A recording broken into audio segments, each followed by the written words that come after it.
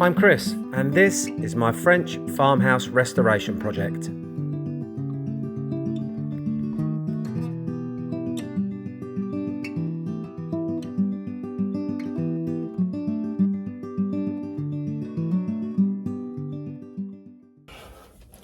Well, here we are, back at it. I had a wonderful holiday, but now I have to go back to work. Never mind. I need to earn some money and I need to get back in the game, get motivated. I got up early, I did my exercises. I'm feeling very charged up and invigorated, so no complaining, just got to go and get on with it.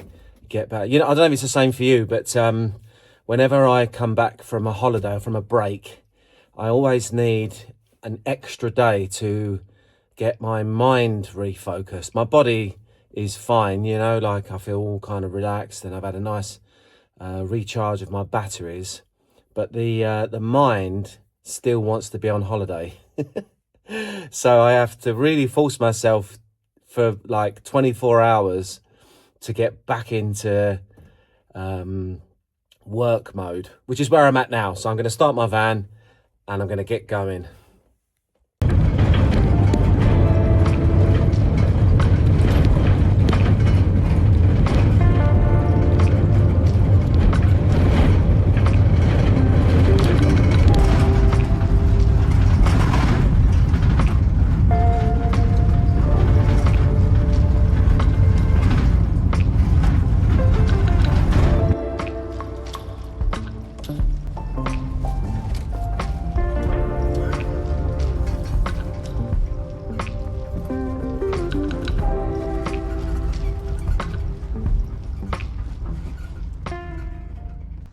Right, well, I'm just back from the builders merchants.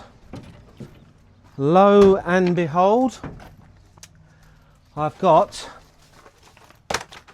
boards to get out. 10 of them to be precise.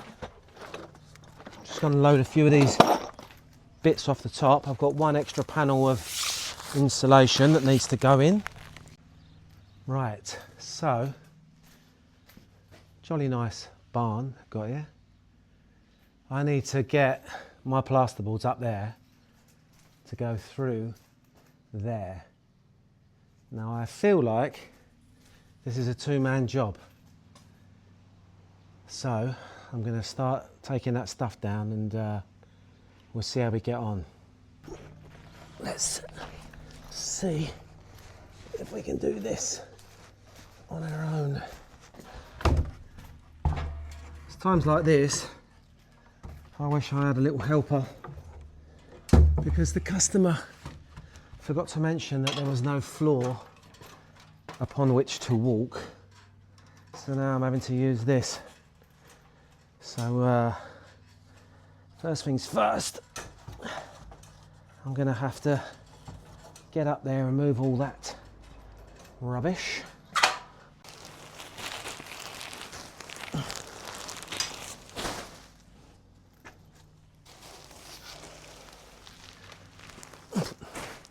It's amazing the amount of extra stuff you end up having to do on jobs that wasn't planned, like this. Dear, oh dear. Oh well.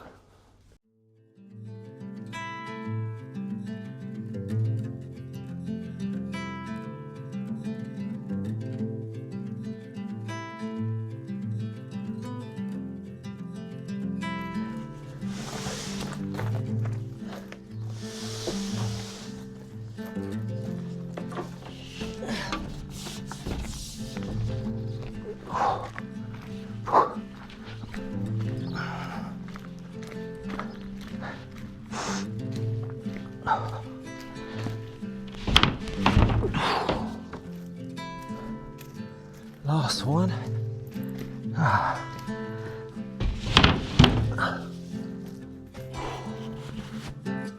Oh man, it's like the peak of the day for heat now. I am wiped out. Right, Now I've got to get them from there onto the first floor, and then from the first floor through that hole and into the loft space, which is not an easy task when you're 55, you've got a bad leg, and it's 38 degrees outside. Okay. Here he is, come to save the day after a full day at work with his gammy finger. We're going to put this up there, Alfie. Can you handle it? Yeah. You sure? Yeah, I was born for this. All right then. Do you want to do it and I'll go and put the kettle on? No, I'm not even getting paid for this, so... No, you're not getting paid for it. You're doing it for love. Best you get your arrière up there and get these boards off of me. French word of the day. Arrière. Backside. Yeah. I said it in French so no one can understand.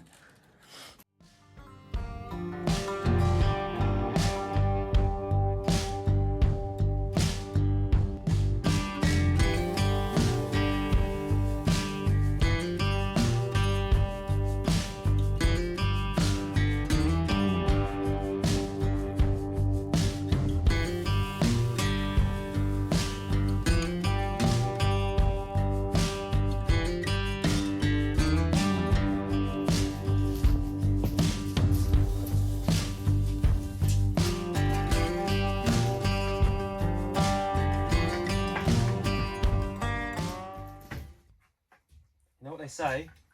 Measure twice, cut once.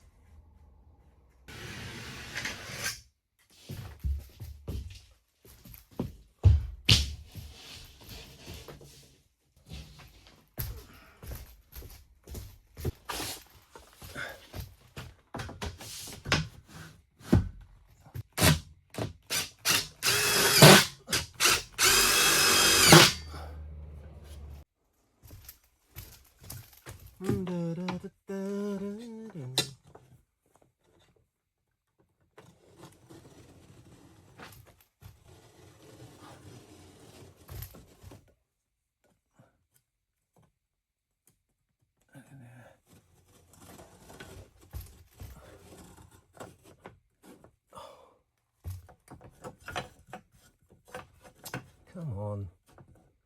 Quit being a pain. Oh, do me like that.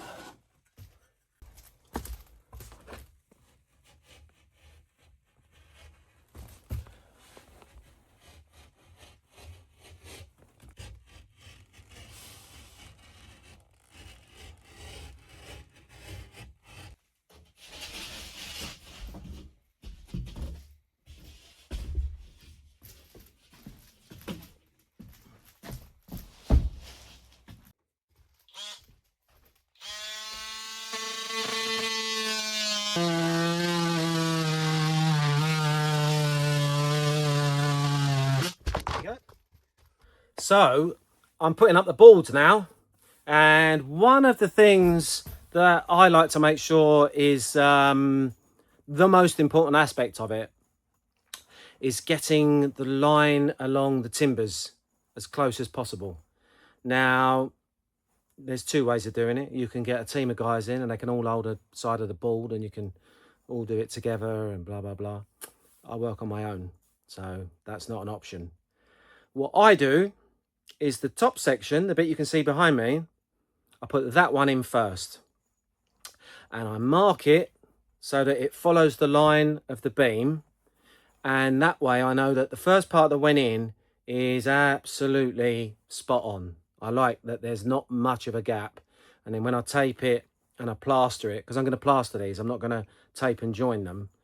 When I plaster it, there's going to be the minimum of space between the wood and the plasterboard. After that, I can drop down and put the other boards on, and there's just a standard line which I can tape over and plaster, so that's not affected by anything. The most important one is the beam. So as you can see, the beam is all over the place. It's you know, it's all bendy and it's got all you know, bits sticking out, etc. There's a curve there. But when I trace a line along it and follow that line, then I've got very little in the way of gap along that plasterboard, which is absolutely perfect. And then these gaps down here line up and it's all fine.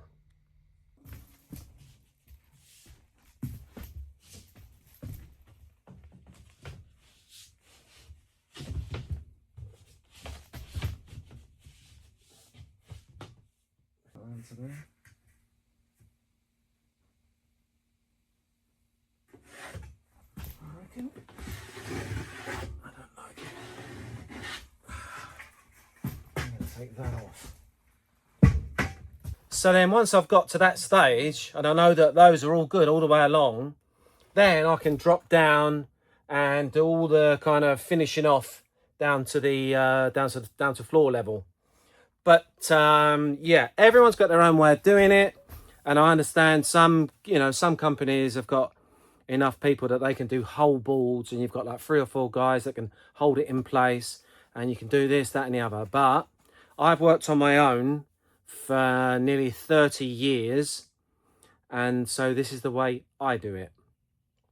And it works perfectly well.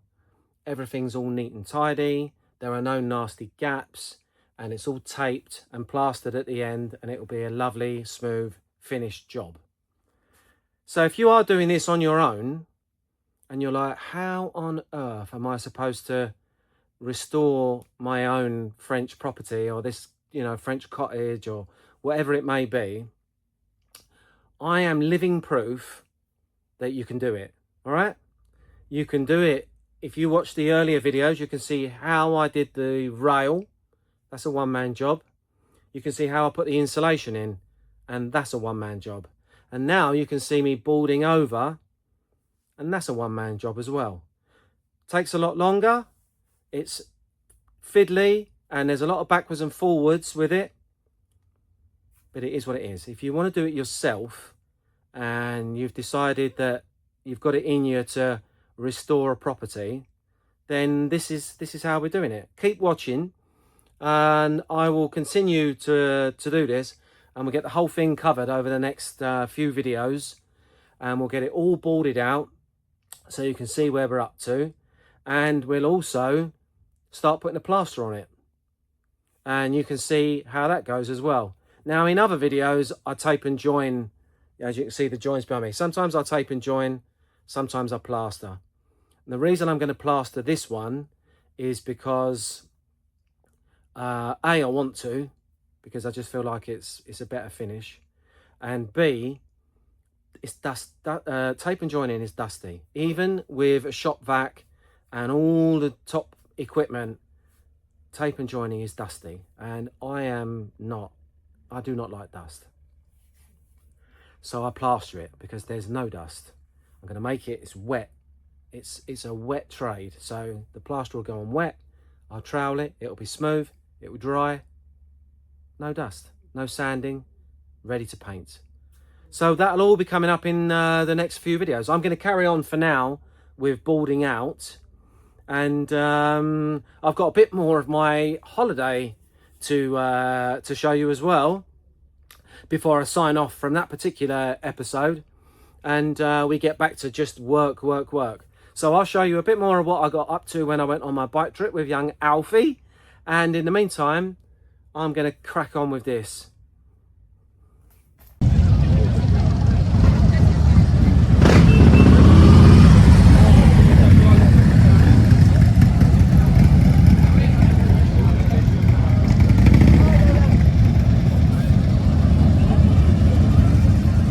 It's getting more and more Sturgis like, isn't it? Pretty crazy. It's pretty crazy. Is that Dragon Clan? Nah.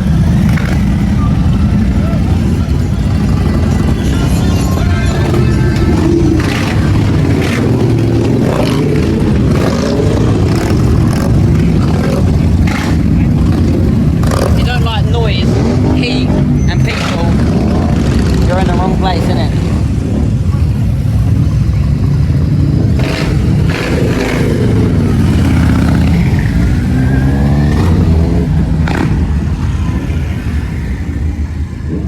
Allez, on va dedans. What are we eating, Alfie? Thai food.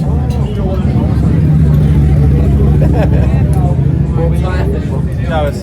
Excusez-moi, est-ce que vous faites du vin rouge? Ouais, à la bouteille si vous voulez. Je pense que je vais être tout seul, je peux avoir un verre ou... Ouais, merci. Wish you could smell this because it smells amazing. And I'm gonna turn off my phone now and eat it. Well, this is what I came for.